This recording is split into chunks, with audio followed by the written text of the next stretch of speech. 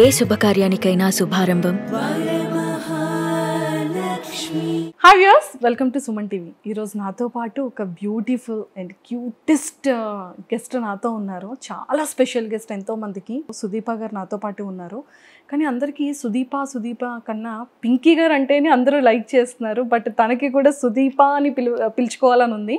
But ఈరోజు సుదీప గారితో మాట్లాడి చాలా విషయాలు తెలుసుకుందాం. హాయ్ సుదీప గారు. హలో అండి, ఎలా ఉన్నారు? నేను కూడా చాలా బాగున్నాను, థ్యాంక్ యూ సో మచ్. మీరు ఎలా ఉన్నారు? నేనా చాలా బాగున్నాను. నువ్వు నాకు నచ్చావులో మీకు ఇష్టమైన డైలాగ్స్ ఏదైనా చెప్పరా ప్లీజ్? వెంకీ అంటూ ఉంటాను కదా ఆయన్ని అస్తమానికి. వెంకీ కొంచెం బొకే తెచ్చి పెడతావా? అక్క కాదు, ఆశాకి. మాకు నిజంగానే మీరు చెప్తున్నప్పుడు కూడా ఆ డైలాగ్, ఆ సిచ్యువేషన్ గుర్తొస్తుంది. మాకు బొమ్మరిల్లులో కూడా ఎంత క్యూట్ గా మేకప్ వేస్తూ ఉంటారు కదా. అవును, అందరికి మేకప్ వేస్తూ ఉంటాను. ఇప్పుడు కూడా ఏదైనా ఫంక్షన్స్ వస్తే నన్నే మేకప్ అంటాను. అంటే ఎంతో కొంత గొప్ప మూవీస్ వీటిలో ఉన్నాం కాబట్టి మనకు అవగాహన ఉంటుందని. ఏదున్నా సరే లాస్ట్ కరెక్షన్స్ కానీ ఎవరన్నా చేసినా కానీ బాగుందా లేదా అని అడుగుతారు. అండ్ నన్నే చేయమని అడుగుతూ ఉంటారు.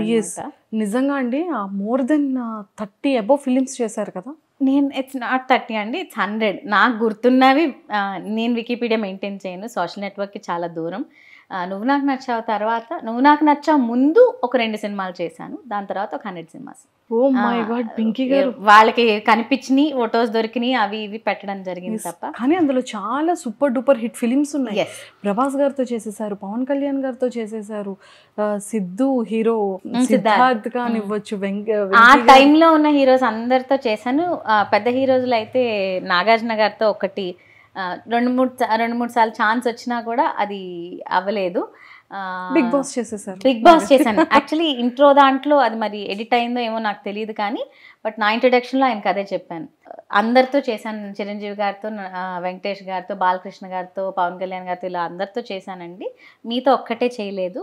వచ్చిన అవకాశాలు కూడా అప్పుడు ఉన్న బిజీ వాళ్ళు డేట్స్ అడ్జస్ట్మెంట్ కాకో అవ్వలేదు. బట్ మేబీ ప్రతిదానికి ఒక టైం ఉంటుందంట కదా. ఇలా బిగ్ బాస్లో కలవాలని ఉంది కాబట్టి అప్పుడు ఆ ఛాన్సెస్ మిస్ అయ్యి ఇలా కలిసాను అని చెప్పాను బిగ్ బాస్లో. ఇప్పుడు ఆ తర్వాత నెక్స్ట్ నాగార్జున గారితో కూడా మూవీస్ చేసేస్తారు. Maybe hope so. ఇప్పుడు చెప్పండి, మీకంటే అప్పట్లో చేసేసారు అందరితో, ఇప్పుడు మళ్ళీ ఏ హీరోస్తో చేయాలని ఉంది మీకు? బేసిక్గా నాకు ప్రొఫెషన్ అని తెలియక ముందే ఈ ఫీల్డ్లోకి ఎంటర్ అయిపోయాను. నువ్వు నాకు నచ్చే టైంకి స్కూల్కి వెళ్ళడం ఎలాగో, షూటింగ్ చేయడం కూడా అంతే. పెద్ద ఇందులో ఈ క్యారెక్టర్స్ ఒప్పుకోవాలి, ఈ క్యారెక్టర్స్ చేయాలి అనేది తెలీదు. మా డాడీ ఉండేవారు ఎప్పుడు నా వెనకాల. సో ఆయనకి ఎలా ఉండేదంటే ఎన్ని ఎక్కువ రోజులు ఉంటే అంత పెద్ద క్యారెక్టర్ అనేది తెలుసు. I'm from a town. Okay. Tadepalligudem నుంచి వచ్చాం. సో నేను బొమ్మరిల్లు స్టాలిన్ ఆ టైం వరకు కూడా నేను గూడెంలోనే చదువుకునేదాన్ని, షూటింగ్కి ఇక్కడ ఉండేదాన్ని. సో ట్రైన్స్ అప్పుడు బస్సెస్, రోడ్వేస్ కానీ కార్స్ కానీ అప్పుడు అంత వాడేవాళ్ళం కాదు కదా. సో అక్కడ ట్రైన్ ఎక్కితే ఇక్కడ దిగి పొద్దున్న షూటింగ్కి వెళ్ళాలి, ఇక్కడ ట్రైన్ ఎక్కితే అక్కడ దిగి పొద్దున్న స్కూల్కి వెళ్ళాలి. అంతే నా అది అలా 5 years అలానే నడిచింది. నా ఇంటర్ డిగ్రీ అంతా కూడా అక్కడే కంప్లీట్ చేసి ఇక్కడికి షిఫ్ట్ అవడం జరిగింది అనమాట. 2007లో అనుకుంటే ఇక్కడ షిఫ్ట్ అయ్యాం. బిఫోర్ దట్ 2001లో వచ్చింది నువ్వు నాకు నచ్చావు. సో అప్పటి నుంచి ఆ 7 years నేను కంప్లీట్గా ట్రావెల్ చేస్తూనే ఉండేదాన్ని. అప్పటికి ఏంటి చదువుకునే వాళ్ళు మీరు? నేను నువ్వు నాకు నచ్చావు చేసేసరికి I'm in my 9th standard. అప్పటికి చాలా చిన్న పిల్ల కదా. 9th పెద్ద మార్పులు రాలేదు కాబట్టి నేను డిగ్రీ తర్వాత కూడా 8th class అమ్మాయి రోల్స్ చేశాను. రిమెంబర్ పూరి జగన్నాథ్ గారి తమ్ముడు సాయి గారి సినిమాలో ప్రేమిస్తారానా ఏదో ఉంటుంది సినిమా. ఆ సినిమాలో నేను 2 జళ్ళు వేసుకొని స్కూల్ డ్రెస్ వేసుకొని చేశాను. ఎవరికి అంటే అప్పుడు పింకీ అని తెలుసు కానీ ఎంత చదువుతుంది ఏంటి, ఆ ఏజ్ మ్యాటర్స్ ఇలాంటివి ఏమి వచ్చేవి కాదు. సో డిగ్రీ తర్వాత కూడా చేశాను నేను 8th class అమ్మాయిలాగా. సో అంటే ఫ్యామిలీ బ్యాక్గ్రౌండ్ ఏంటి పింకీ గారు, సుదీప గారు? నేను 2 పలుకుతాను. యాక్చువల్లీ అక్కడ చెప్పింది రాంగ్గా అర్థమైందో మరి నాకు తెలియదు. ఎందుకంటే ఇన్నేళ్లుగా పింకీనే తెలుసు, సుదీప అంటే ఎవరు అనే క్వశ్చన్ మార్క్ ఉండేది. సో పింకీతో పాటు సుదీప కూడా తెలిస్తే 2 నేనే అని తెలుస్తుంది అనే ఉద్దేశం నాది. సో సుదీపగా తెలియాలి అని అనుకున్నది ఆ ఉద్దేశం అనమాట. అదర్వైజ్ వెరీ క్లోజ్ సర్కిల్కి తప్ప నేనేంటనేది తెలియదు. ఆన్ స్క్రీన్ ఏం చూస్తారో, ఆన్ స్క్రీన్ ఎలా మాట్లాడతానో అంతే నా ఇది అనుకుంటారు కదా. ఇప్పుడు ప్రస్తుతానికి నామినేషన్స్ దయ వల్ల గట్టిగా మాట్లాడతాను, సూటిగా మాట్లాడతాను అనేది ఏదైనా కమాండ్ చేయగలను. ఇట్స్ నాట్ అబౌట్ ఒక మనిషిని చూసి ఆ పర్సనాలిటీ చూసి ఇట్టే జడ్జ్ చేయడానికి లేదు. లోపల చాలా ఇన్నర్ టాలెంట్స్ చాలా ఉంటాయి అనేది దానివల్ల అన్నా అనమాట. అంటే సుదీప అంటే ఇది తెలియాలి అని చెప్పి. I don't have any objection because Pinky అనే క్యారెక్టర్ లేకపోతే ఈరోజు నేను లేను ఆడియన్స్కి దగ్గర అవడానికి. ఎన్ని తర్వాత 100 సినిమాలు చేసినా ఇంకా పింకీనే గుర్తుంది అంటే అంత హైప్ ఇచ్చింది, అంత హిట్ అవ్వడం వల్ల అండ్ నాకు అంత మంచి పేరు రావడం వల్ల ఇంకా ఇప్పటికీ పింకీనే అని పిలుస్తుంది. అంటే త్రూ బ్యాక్ మీరు ఉంటారు. అవును, త్రూ అవుట్ నేను అందులో కంప్లీట్ గా హీరోయిన్ తో ఈక్వల్ హీరోయిన్ కి ఎంత ఆడిషన్ అయితే చేశారో నాకు ఆ సినిమాకి అంటే మెయిన్ క్రూ అంతా కెమెరామ్యాన్ గారు, ప్రొడ్యూసర్ గారు, సురేష్ బాబు గారు లేరు, ఆయనకి మొత్తం వీడియో చేసి వెంకటేష్ గారికి, సురేష్ గారికి పంపించడం జరిగింది. 1 whole day మొత్తం క్రూ అంతా నాకు డిఫరెంట్ గెటప్స్ వేసి కళ్ళజోడు పెట్టచ్చా చేయకూడదు అని చెప్పేసి. ఎందుకంటే ఆర్తి కొత్త, నేను చెప్పాలంటే కొత్తే, అంత రిస్క్ చేశారు. రవికిషోర్ గారు చాలా సపోర్ట్ చేశారు ఇన్ఫాక్ట్ ఓకే చెప్పడానికి, విజయభాస్కర్ గారు కానీ. అండ్ మొత్తం మూవీ అంతా కూడా మీ ముగ్గురిది మెయిన్, వెంకటేష్ గారు అండ్ ఆర్తి అగర్వాల్ గారు అండ్ మీరు. సో అంటే మీకు ఆ టైంలో బాండింగ్ ఎలా కుదిరింది? అంటే అదే చెప్తున్నాను కదా, నాకు అది పెద్ద అంటే వెంకటేష్ గారు అంటే అప్పటికే ఎస్టాబ్లిష్డ్, కానీ ఆయన అలా ఉండేవారు కాదు. చాలా ఆయన గురించి తెలియదే ఉంది, చాలా నార్మల్గా ఉంటారు, వెరీ డౌన్ టు ఎర్త్. కాబట్టి అన్ని ఫీడ్బ్యాక్స్ కానీ ఏదైనా చెప్పడం కానీ ఇలా చెప్పాలి అలా చెప్పాలని ఎక్కువ ఇంటర్ఫియర్ అయ్యేవారు కాదు. కానీ ఒకటే మాట అనేవారు, ఈ సినిమా తర్వాత నాకు ఎంతమంది ఫ్యాన్స్ ఉన్నారో నీకు కూడా అంతమంది ఫ్యాన్స్ అవుతారు అని. ఆ మాట నిజమే అయింది. అంటే అంతమంది ఫ్యాన్స్ రాలేదు కానీ ఎక్కడికి వెళ్ళినా ఈ రోజుకి పింకీ అని గుర్తింపు అలానే ఉండిపోయింది. ఆర్తితో బాండింగ్ చాలా బాగుండేది. తను కొత్త నేను కొత్త కాబట్టి ఇంకా సెట్లో మేము ఇద్దరం తప్ప అమ్మాయిలు పెద్దగా ఉండేవారు కదా. ఆ టైంలో మొత్తం అందరూ అబ్బాయిల క్రూనే కదా, కెమెరామ్యాన్స్ దగ్గర నుంచి. ఇప్పుడు అమ్మాయిలు అసిస్టెంట్ డైరెక్టర్స్ వీళ్ళు వస్తున్నారు కానీ అప్పుడు ఆ రోజులో అయితే లేదు. సో సెట్ మొత్తాన్ని మేము ఇద్దరు అమ్మాయిలు ఎవ్రీడే ఉండేవాళ్ళం. అప్పుడప్పుడు వాళ్ళ గ్రానీ జాయిన్ అవుతూ ఉండేవారు, అంతే. మిగతా అందరూ అబ్బాయిలే. సో ఇంకా ఆఫ్టర్ దట్ మళ్ళీ వెంకటేష్ గారిని కలవడం కానీ, ఆర్తి అగర్వాల్ ఆర్తిని అయితే వేరే మూవీస్ చేసినప్పుడు నేను ఎప్పుడు అదే అన్నాను కదా, స్కూలు షూటింగ్ అంతే తప్ప మళ్ళీ మధ్యలో బయటికి రావడాలు కానీ. ఇంకా చాలా చిన్నదాన్ని అండ్ మోర్ ఓవర్ స్కూల్ ఇదంతా ఉండేది కాబట్టి వేరే ఊరు కాబట్టి షూటింగ్ టైం వరకు చేసుకొని వెళ్ళిపోవడమే. ఇప్పటికైనా అదే పద్ధతి అలవాటైంది కాబట్టి ఎక్కువ పిఆర్ లేదు, షూటింగ్ వరకే. షూటింగ్ ఏది మాట్లాడాలన్నా ఏది కలవాలన్నా నేను షూటింగ్ టైం ఏదైతే నేను సెట్ లో ఉంటానో అంతే. ఇంటి వరకు వచ్చే ఫ్రెండ్స్ కానీ ఎవరు చాలా తక్కువ, ఎవరు లేదు. సో అసలు ఇండస్ట్రీకి ఫస్ట్ అంటే ఎలా ఇంట్రడ్యూస్ అయ్యారు, ఎవరి త్రూ వచ్చారు? ఫస్ట్ ఫిలిం ఫస్ట్ వచ్చేసి ఎం ధర్మరాజు ఎంఏ. అది మా తాతగారికి వేమూరు సత్యనారాయణ గారు రైటర్ ఆఫ్ దట్ మూవీ పరిచయం.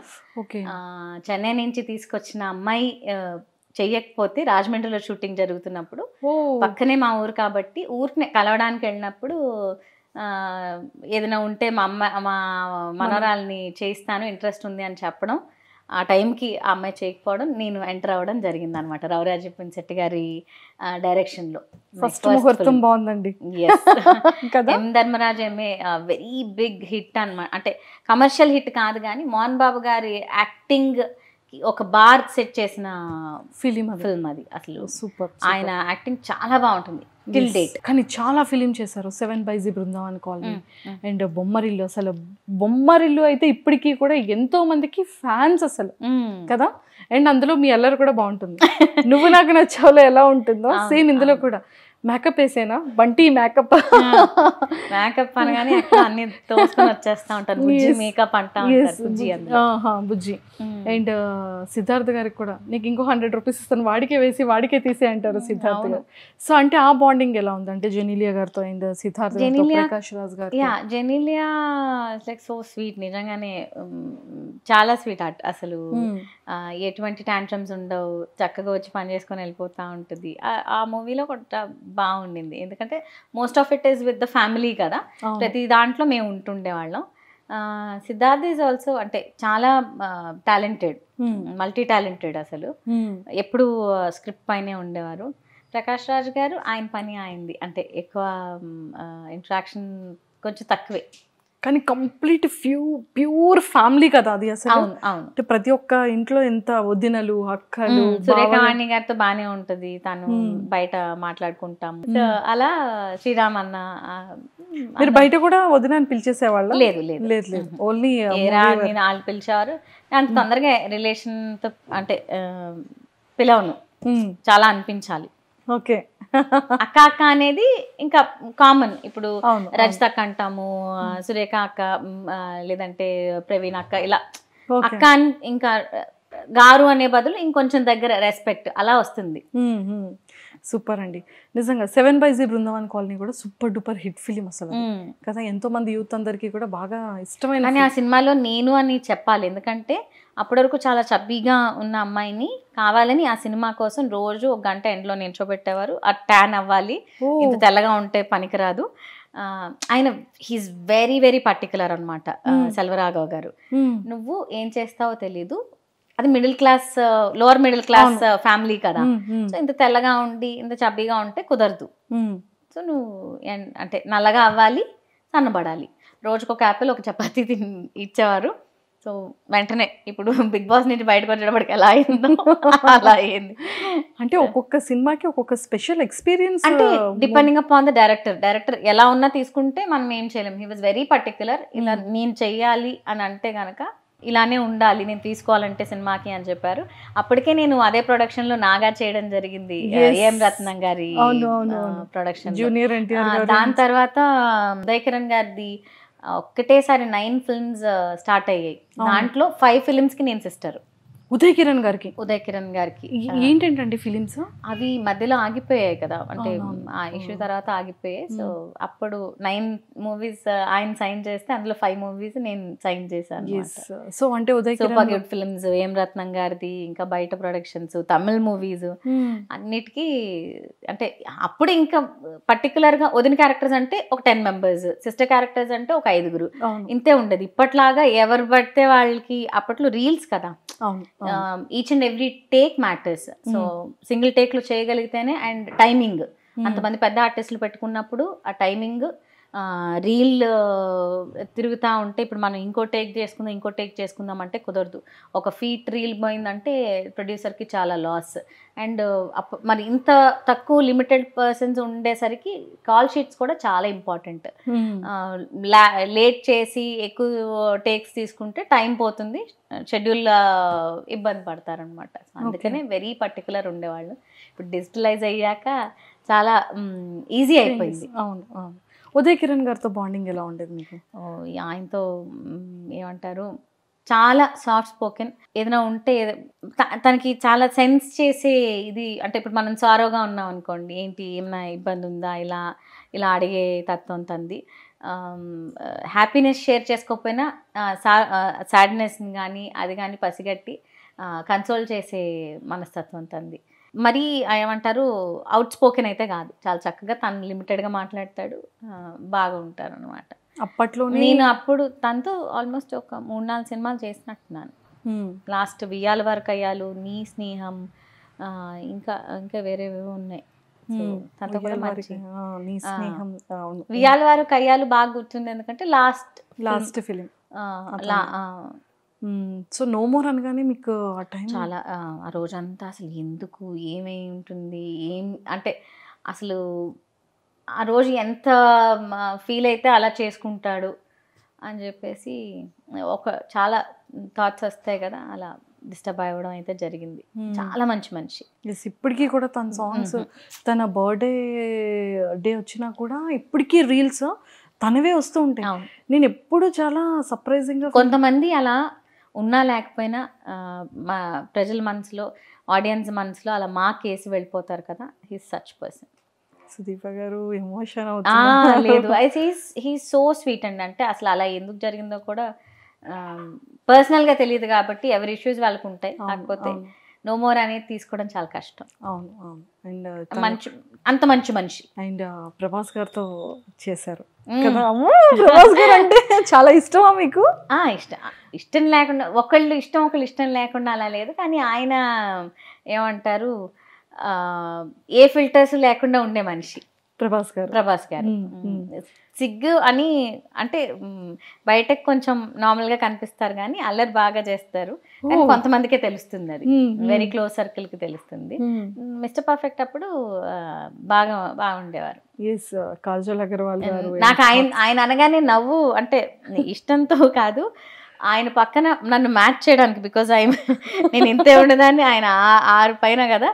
సో ఒక పెద్ద స్టూల్ వేసి దాని మీద నేను నించొని, నేను చెవులో డైలాగ్ చెప్పాలి ఆయనకి. సో ఇలా పక్కకి పిలిచి చెవులో డైలాగ్ చెప్పడానికి కింద ఇంత పెద్ద స్టూల్ వేసి దాన్ని మ్యాచ్ చేశారనమాట. Oh my god. అదే అనుకున్నాను, హీరోయిన్స్ పరిస్థితి ఏంటరా నాయన. ఓకే, అందుకే మీకు ఫస్ట్ ప్రభాస్ గారు ఆ సిచ్యువేషన్ గుర్తొస్తుంది. ఆ స్టూల్స్ పర్టికులర్ గా షూటింగ్ టైంలో ఇంత బాక్సెస్, యాపిల్ బాక్స్లు అంటే ఈ సైజ్ ఉంటాయి, దానిపైన నిలబడతారు.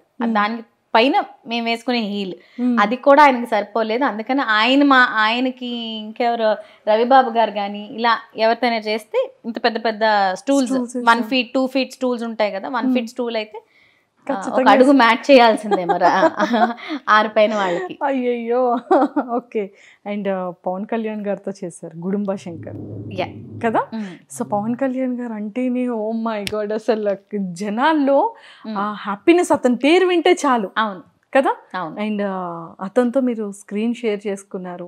సో ఏమైనా బెస్ట్ మెమరబుల్ మూమెంట్స్ ఏమైనా ఉంటే చెప్పండి. నేను మీకు చెప్పాను కదా, నాకు తెలియకుండానే ఇది ప్రొఫెషన్ అయిపోయింది కాబట్టి చాలా నార్మల్గా ఇంటరాక్ట్ అయ్యేదాన్ని అందరితో. అంటే నాకు స్టార్డమ్ము, వీళ్ళు చాలా పెద్ద స్టార్స్, వీళ్ళతో చాలా ఎక్కువ అమ్మో వచ్చారు ఆ స్పార్క్ ఉండేది కాదు. ఎందుకంటే రోజు అదే దినచర్య అయిపోయింది కాబట్టి తెలిసినప్పటి నుంచి పెద్ద ఇది అవ్వలేదు. కానీ ఫస్ట్ టైం ఎవరినైనా నాకు ఫోటో కావాలి అని అడిగింది పవన్ కళ్యాణ్ గారిని. ఆయనతో ఫోటో ఉంటుంది నాది. మిగతా అన్నీ కూడా షూటింగ్లో టైంలో తీసినవి తప్ప వెళ్ళి పర్సనల్గా అడిగింది లేదు. Okay. So till date. So మీకు స్పెషల్ ఫేవరెట్ ఎవరైనా ఉన్నారా? అలా స్పెషల్ ఎవరు లేరు, ఇష్టమైన పర్సన్? అన్నయ్య అని పిలిచింది మాత్రం చెప్పాను కదా, చాలా రేర్గా కనెక్షన్ ఉంటుంది కాబట్టి కళ్యాణ్ రామ్ గారిని పిలిచేదాన్ని.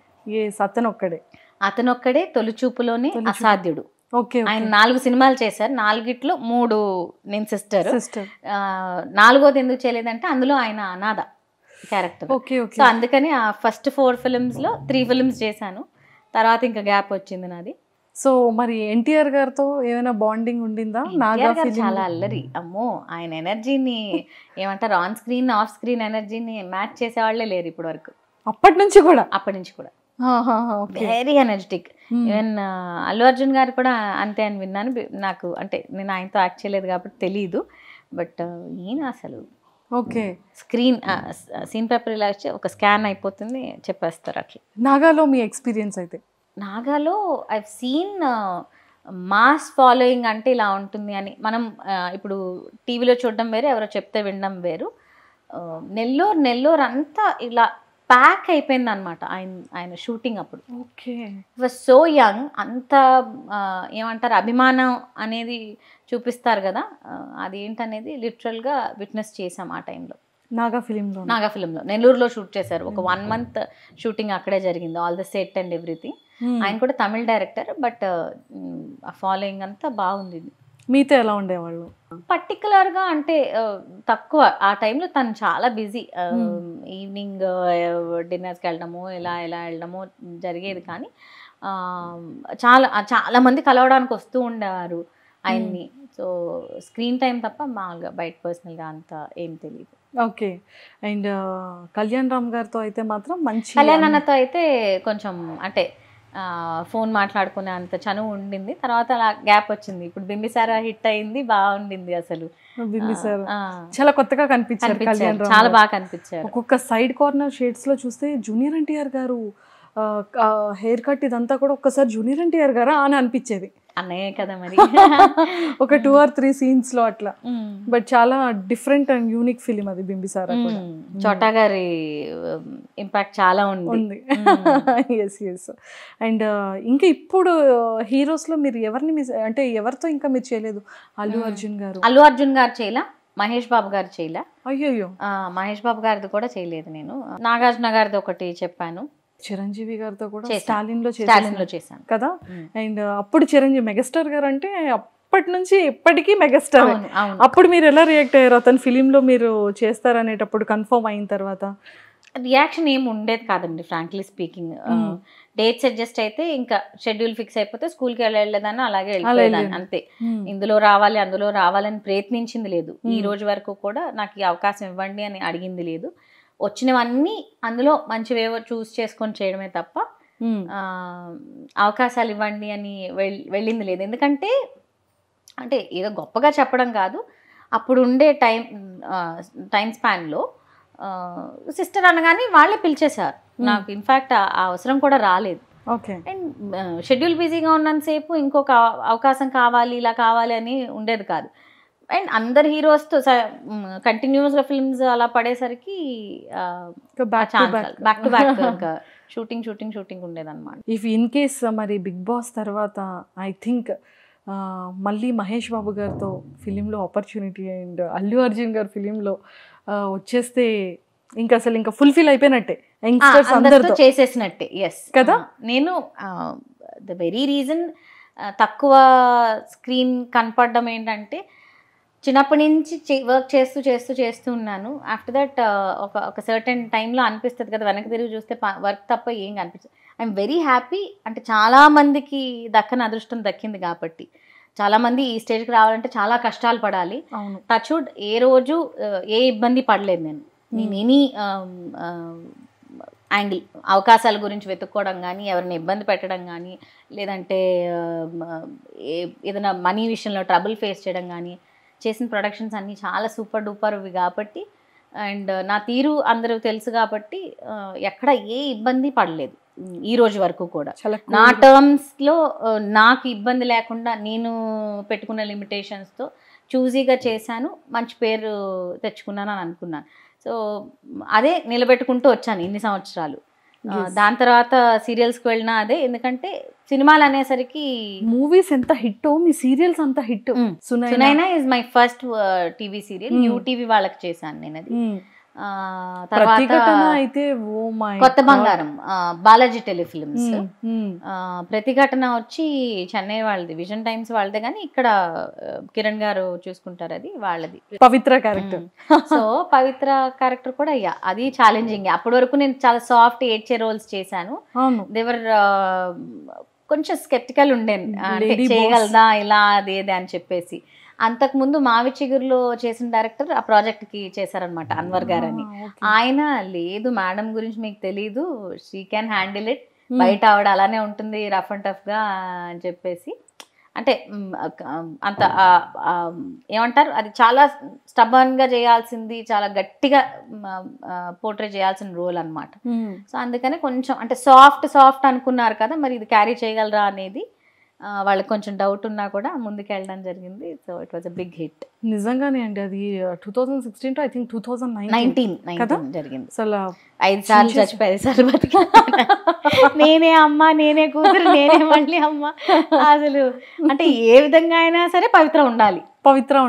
అసలు దానికి మెయిన్ మీరే. అవును అవును. అసలు ఫ్యామిలీ ఆడియన్స్ నిజంగా అది అట్లా చూసేవాళ్ళు. అంత సూపర్ హిట్ సీరియల్. అండ్ ఏదైనా మీ లెగ్ పవర్ అండి కదా. లెగ్ పవర్ అని అన్న కానీ ఇచ్చే క్యారెక్టర్స్, దాని వెనకాల చాలా మంది కష్టం ఉంటుంది. తీసే డైరెక్టర్ని బట్టి, రాసే రైటర్ బట్టి. అన్వర్ గారు చాలా బాగా తీశారు, ఎందుకంటే ఆయనకి నా గురించి తెలుసు కాబట్టి చాలా ఫ్రీడమ్ ఇచ్చేవారు. చాలా బాగా విజువలైజ్ చేస్తేనే ఆ ఇచ్చిన సీన్ పండుతుంది. అలాగే బాబా గారు అనుకుంటా రైటర్, ఆయన అసలు నన్ను చూసి మీకు అంత ఏమంటారు, ఒక షాట్ ఏదో చేశారు, వ్యాన్ మీద నేను కూర్చొని గొడ్డలు పట్టుకుని వస్తున్నాను. నా పర్సనాలిటీకి ఆ డైలాగ్స్ అంటే 6 అడుగులు ఉన్న మనిషిని కాలు వేసి తొక్కేస్తానని చెప్తాను అనమాట. నేను ఉన్న పర్సనాలిటీ మీరు ఎలా అండి రాస్తారంటే, నేను మిమ్మల్ని పర్సనాలిటీ వైజ్ ఇమాజిన్ చేసుకోను, మీ పొటెన్షియల్ బట్టి ఇమాజిన్ చేసుకుంటాను. సో ఏదే అంటే దాన్ని బట్టి నేను రాస్తున్నానండి అని చెప్పేసి అనేవారు అవే అన్నమాట. హిట్. సో అవి హిట్ అయ్యాయి. నవ్వుతారండి అనేదాన్ని, ఏం కాదు మీరు చెయ్యండి, ఎంత పెద్ద బాగా వస్తుందో చూడండి అని చెప్పేసి. అంటే మన మీద మనకు ఉంటుంది కదా, అవునవును. ఏం నేను ఒక 5 అడుగులు ఉంటే 6 అడుగులు మనిషిని కాలేజ్ దొక్కేస్తానంటే అసలు భయపడకుండా ఉండాలి ఆ సీరియల్లో. అవును.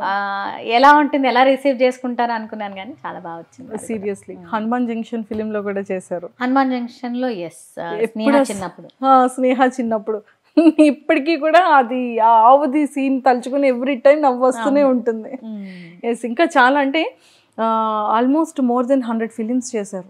మీకు ది బెస్ట్ మెమొరబుల్ అనిపించేది కానీ ఫర్ ఎవర్ గుర్తుండే మూమెంట్స్ కానీ ఏవైనా మాతో షేర్ చేసి. నో డౌట్ ఇట్స్ నువ్వు నాకు నచ్చావు. ఎందుకంటే ఏమీ తెలియకుండా వచ్చిన ఇది నాకు అంటిల్ డబ్బింగ్ నేనే చెప్పాను. సో అప్పుడు బిట్టే చూసుకుంటాం కదా, ఎడిటింగ్ అయిపోయి లాస్ట్కి ఏముంటుందిలే అనే ఫీలింగ్ ఉండేది అప్పుడు. కానీ మా ఊర్లో ఫస్ట్ షోకి మొత్తం బాల్కనీ అంతా మా వాళ్ళే, మా కోసమే అది షో అన్నమాట, స్పెషల్ షో వేసినప్పుడు స్క్రీన్ పైన చూసినప్పుడు అనిపించింది, వావ్, ఓహో సినిమా సగం మొత్తం నేనే ఉన్నానా, అంటే చాలా పెద్ద సినిమానే అని చెప్పేసి అప్పుడు అర్థమైంది నాకు. ఇది థియేటర్లో చూసిన తర్వాత. ప్రీమియర్స్ అవంతా ఏమి అప్పుడు, ఎందుకంటే ఊరికి వచ్చేసేవాళ్ళం కదా, స్కూల్ ఇంపార్టెంట్, సో దానికోసం తెలియలేదు. బట్ తర్వాత ఇంకా ఫుల్ స్టార్డమ్. ఆ తర్వాత కూడా 5 ఏళ్ళు ఊర్లోనే ఉన్నాను కాబట్టి మా డాడీ క్లాస్ రూమ్ ముందు డ్రాప్ చేసేవారు. అయిపోయి ఒక 15 మినిట్స్ ముందు వచ్చి పిక్ చేసుకుని వెళ్ళిపోయేవారు. అంటే ఎక్కడికి వెళ్ళడాలు అంటే టైం లేదు, అసలు టైం లేదు, వర్క్ లేదా ఇల్లు అంతే అంతే.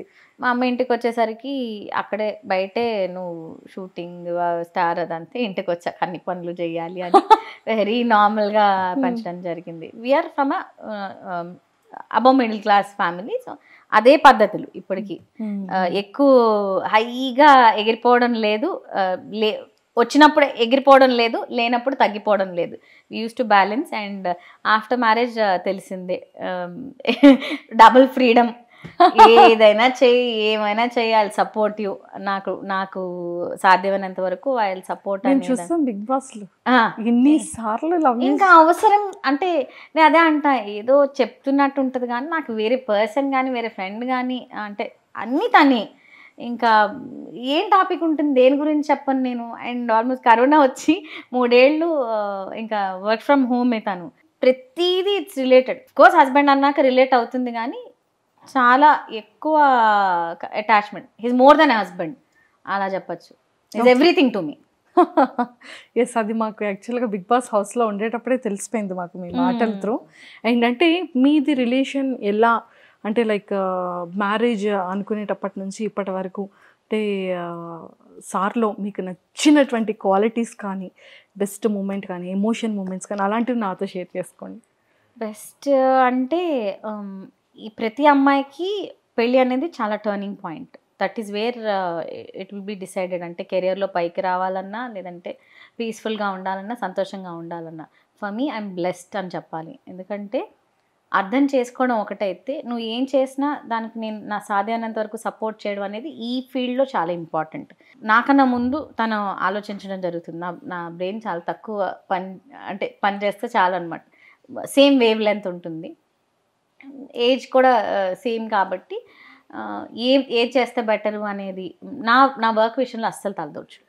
ద సేమ్ టైం సపోర్ట్ కావాలి అని నేను అడగకముందే తను సపోర్ట్ చేస్తాడు. ఫైనాన్షియల్ విషయంలో కానీ చాలా సూపర్ మేనేజ్మెంట్ అనమాట. ఎందుకంటే ఈ ఫీల్డ్లో ఒక సర్టెన్ టైంలో చాలా డబ్బులు వస్తే తర్వాత అంతా ఆగిపోతుంది. ఆ విధంగా చూసుకుంటే మేము ఎంజాయ్ చేయాలి ఇనీషియల్ డేస్లో అనేది పక్కన పెట్టి ఫస్ట్ మనం సెటిల్ అవ్వాలి. Because I started with 0. నా ఇష్టం కొద్ది పెళ్లి చేసుకున్నాను కాబట్టి నేను అప్పటికే ఎర్న్ చేస్తున్నాను. ముందుదేం తెచ్చుకోలేదు. తర్వాత పెళ్ళైన తర్వాత ఏం సంపాదించుకున్నాను అదంతా చాలా ప్రాపర్గా మేనేజ్ చేసి టుడే ఐఎమ్ వెల్ సెటిల్డ్ అని గట్టిగా చెప్పుకోగలను అనమాట. సో ద ఫైనాన్షియల్ మేనేజ్మెంట్ తనతో పాటు తను ఎంత జాబ్ చేసినా ఏం చేసినా ఫస్ట్ నేను తిన్నానా, నేను ఉన్నానా, నేను కంఫర్ట్ ఉన్నానా, తర్వాతే తను. నాకు కాళ్ళు నొప్పి వస్తాయా, లేదంటే ఎక్కువసేపు నుంచుంటే కాళ్ళు నొప్పి వస్తాయి నీకు కూర్చో అంటాడు, లేదంటే కింద కూర్చుంటే నీకు కాళ్ళు నొప్పి వస్తాయి. చాలా మైన్యూట్ థింగ్స్ అన్ని చాలా పట్టించుకుంటాడు అనమాట. మా ఫ్రెండ్స్ అందరికీ చాలా జలస్ అనమాట తిన విషయానికి వస్తే. When it comes to finance కానీ లవ్ చేయడం విషయంలో కానీ అన్నీ ఒక పాళ్ళు ఎక్కువే. అవునా? అందుకనే మీ లవ్ స్టోరీ అనేది ఏం లేదు. నేను ఊర్లోనే ఉండేదాన్ని కాబట్టి వీ నో ఈచ్ అదర్ చిన్నప్పటి నుంచి తెలుసు. ప్రపోజల్స్ అలాంటివి ఏం లేవండి. నార్మల్ వెరీ అదే ఒకటే, నేను ఇది అని చెప్పక్కర్లేదు తనకి, తను ఇదని నాకు చెప్పక్కర్లేదు. మాటలు తక్కువైనా ఎక్స్ప్రెషన్స్ అర్థమవుతాయి కాబట్టి పెళ్ళి అలాగా ఒప్పించుకొని చేసుకున్నాము. తర్వాత ఇంకా మా బాధ మాది, మా కష్టం మాది. ఈరోజు ఇంత హ్యాపీనెస్గా ఉన్నా సరే మా ఇద్దరిదే. సో చిన్నప్పటి నుంచి తెలుసు కాబట్టి మ్యారేజ్ అలా అయిపోయింది. అయిన తర్వాత ఈరోజు అప్పుడు కష్టపడ్డాను కాబట్టి టు లైన్ అప్ ఎవ్రీథింగ్. నేనైతే ఇంక వర్క్ మిగతా ఏవి పట్టించుకోలేదు, అంతా తన మీద వదిలేసాను. ఈరోజు ఎంత లైనప్ చేసి పెట్టాడు కాబట్టి ఈరోజు కూర్చొని సెటిల్డ్గా పని వస్తే చేస్తున్నాను. అది కూడా out of my passion. Work చెయ్యాలి అని కంపల్షన్ లేదు, ఇంట్రెస్ట్ ఉంది కాబట్టి. And he encourages in that two.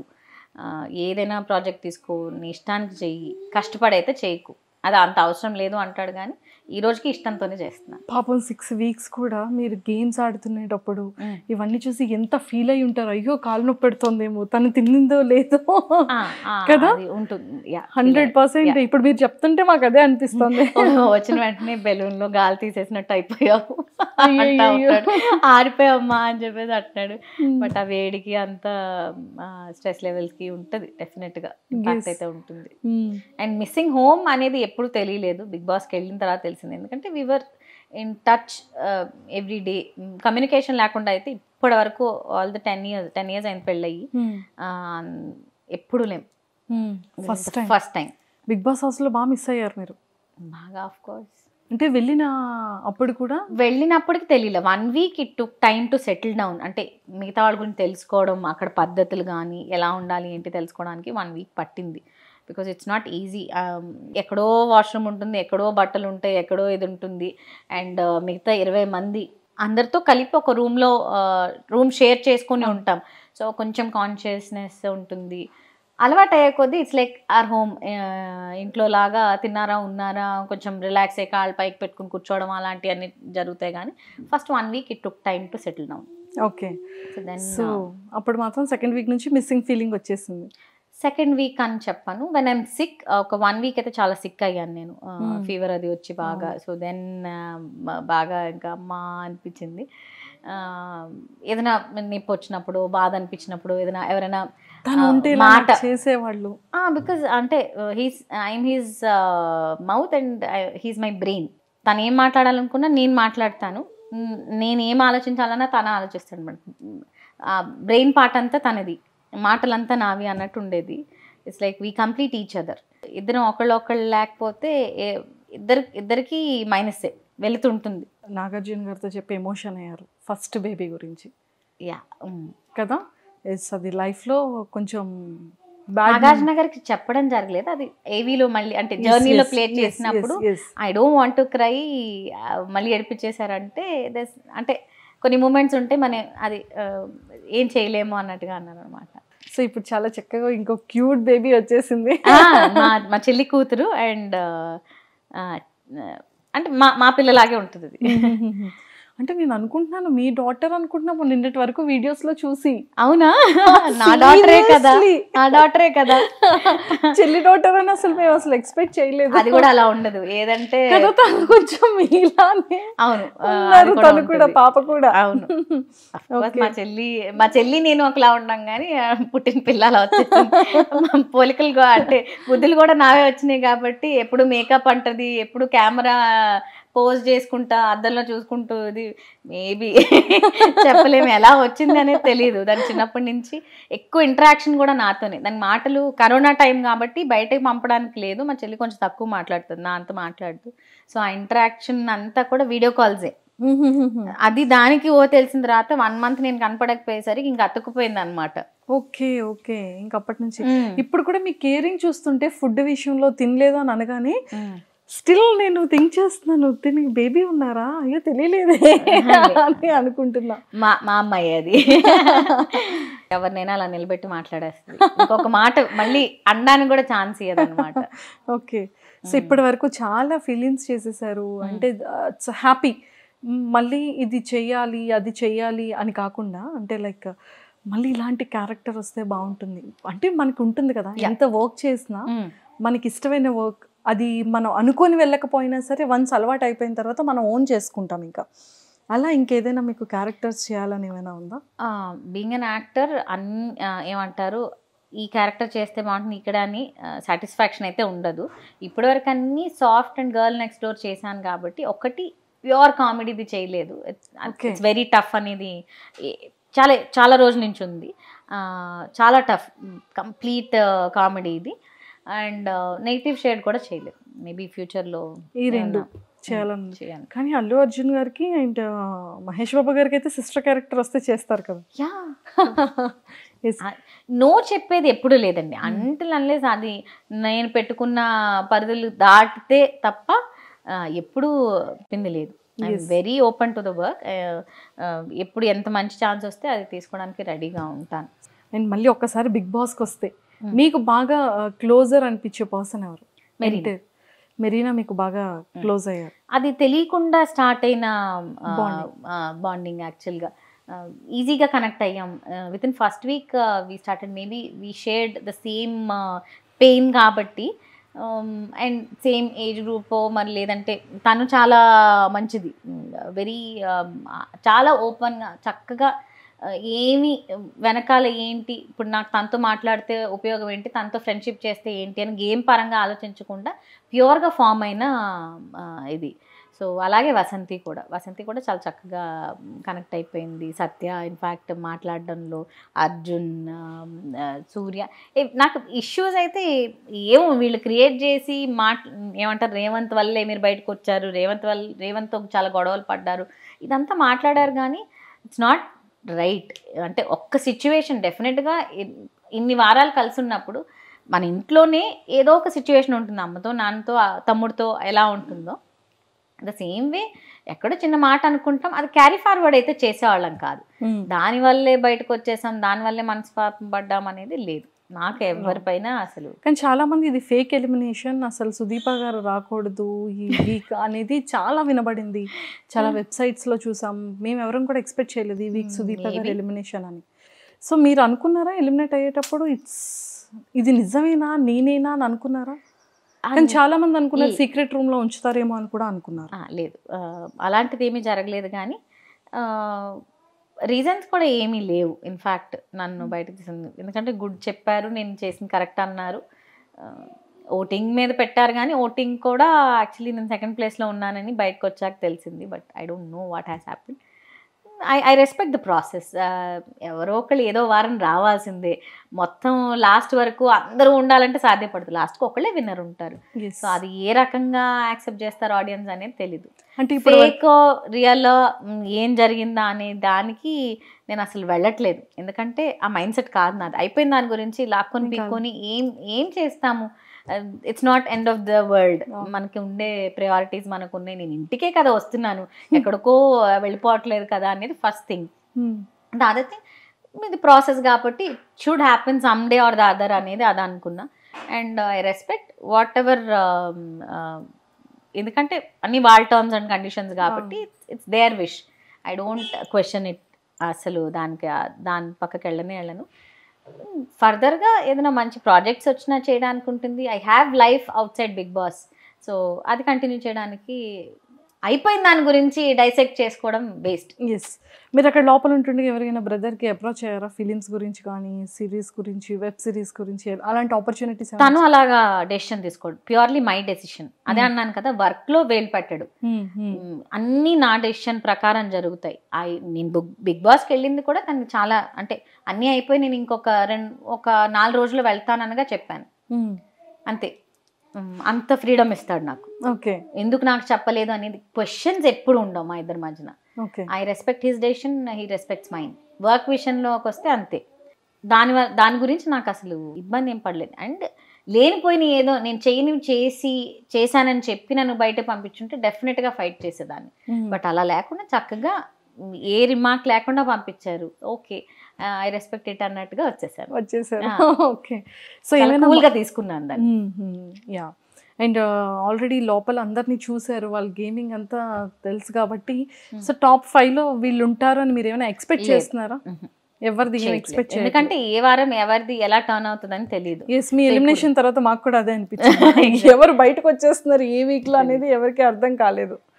Yeah, so మరి లైవ్ లో అన్ని టైమ్స్ అక్కడ అంటే బిగ్ బాస్ హౌస్ లో చెప్పారు కదా, ఒక్కసారి మరి మా ముందు అందరి ముందు ఒక్కసారి మీరు ఐ లవ్ యూ చెప్తే మాకు కూడా చూడాలని. ఎవరికి రంగనాథ్కా? ఎస్, మీరు అనుకున్న ఫిల్మీ కైండ్ అయితే రాదు. అంటే ఫిల్మీ కైండ్ వద్దు, నేను హార్ట్ఫుల్ గా మీ లవ్ ని మీరు ఎలా ఎక్స్ప్రెస్ చేస్తారో అక్కడ అంతా మిస్ అయ్యారు మీరు ఇప్పుడు ఆల్రెడీ. రామ, మీకు అర్థం అవ్వండి, అది నేను ఐఎమ్ వెరీ లెస్ ఎక్స్ప్రెసివ్. అదే నా మీద కంప్లైంట్. తన ఎక్స్పెక్టేషన్ చాలా ఉంటుంది, తను ఎక్స్ప్రెస్ చేయడం చాలా ఎక్కువ ఉంటుంది. నాది చాలా ఒకసారి మేము చూసేస్తాం ఎవరు ఎలా ఎక్స్ప్రెస్ చేస్తారు అని. ఎక్స్ప్రెషన్ అయితే ఏమంటే 10 ఏళ్ళు అయిన తర్వాత కూడా బేబీ 10 years అయినా కూడా చూడండి ఎంత లవ్ ఉంది, ఎంత కేర్ తీసుకుంటున్నారు అనట్లా. ఎక్స్ప్రెషన్ వైజ్ అంటే మీరు అనుకునే విధంగా అయితే లవ్ యూ మమ్మ, సరేలే రా, ఇలా ఉంటుంది తప్ప మీరు అనుకున్నట్టు ఫ్లవర్స్ తెచ్చి యాక్సెప్ట్ చేసే రకం నేను కాదు. నేనేమన్నా కష్టపడి నేను ఈ వంట చేసా ఆ వంట చేసో లేదంటే తన్ని ఇంప్రెస్ చేయడానికి చేసే మా ఇద్దరి మధ్యన ఎప్పుడు అలాంటివి లేవు. సర్ప్రైజెస్ చూద్దాం. అయితే ఏం చెప్పాలి అంటే మా బ్రదర్ మీకు ఎలా ఎక్స్ప్రెస్ చేస్తారో లవ్ ని, అండ్ ఆ లవ్ ని మీరు ఎలా ఎక్స్ప్రెస్ చేస్తారో ఒక్కసారి లైవ్ లో చూడాలని ఉంది మాకు. ఏం ఉండదండి, మీరు అనవసరంగా చాలా ఎక్స్పెక్ట్ దాంతో క్లోజ్ చేసేద్దాం. యా, నార్మల్గా అయితే చాలా క్యాజువల్గా ఉంటాము, ఇద్దరం కూడా ఫ్రెండ్స్లా ఉంటాం అనమాట. More of wife and husband అంటే వైఫ్ అంటే నేను వచ్చేటప్పటికి గుమ్మం దగ్గర ఉండాలో, నేను వచ్చేటప్పటికి భోజనం పెట్టాలి, లేదంటే ఇలాంటివి ఏమీ ఉండవు. తను అంటే నా నుంచి ఎక్స్పెక్ట్ చేసేది ఏం లేదు. ఎప్పుడూ కూడా నేను చాలా వర్క్ చేసి వస్తాను, నా నిద్ర అనేది నిద్ర లేపకూడదు, లేదంటే చాలా కష్టపడి వస్తాను. ఈ రోజుకి ఈ వంట బాగాలేదు ఆ వంట బాగాలేదు అనేది ఎప్పుడూ లేదు. అందుకని నాకు తెలియదు నా వంట ఎలా ఉంటుందో. అందరూ హౌస్లోకి వెళ్ళాక సూపర్ చేసావంటే అవునా నేనా చేశానా అనుకున్నాను తప్ప ఎప్పుడు కూడా ఏ రకమైన ప్రెషర్ ఉండదు. ఇంకా ఏదైనా కొనుక్కుంటానంటే ఇదిగో కార్డు, అన్నీ తన దగ్గరే ఉంటే అన్నీ తన దగ్గరే నెంబర్స్ ఉంటాయి. సో ఏది కావాలన్నా డబ్బులు కూడా ఇలా తీసుకుని ఇలా బ్యాగ్లో వేసుకుంటే ఎంత తీసుకెళ్ళాను ఏం వేసుకున్నాను తను చాలా పద్ధతిగా ఒబ్బిడిగా పెట్టుకుంటాడు. నేను దాన్ని ఇలా పీకి పాకం చేస్తూ ఉంటాను అనమాట. So super understanding. సూపర్. ప్రతి అమ్మాయి ఒక లైఫ్లో సక్సెస్ఫుల్గా కెరియర్ వైజ్ కానీ లైఫ్లో చాలా ఆనందంగా ఉండాలంటే ఇలాంటి ఒక హస్బెండ్ ఉంటే ఇంక ఏమీ అడగక్కర్లేదు. ఎందుకంటే he's there for me in my అంటే ఎవరైనా ఏమైనా అనే ముందు తన్ని క్రాస్ చేసుకుని నా వరకు రావాలి, అంత నిలబడతాడు.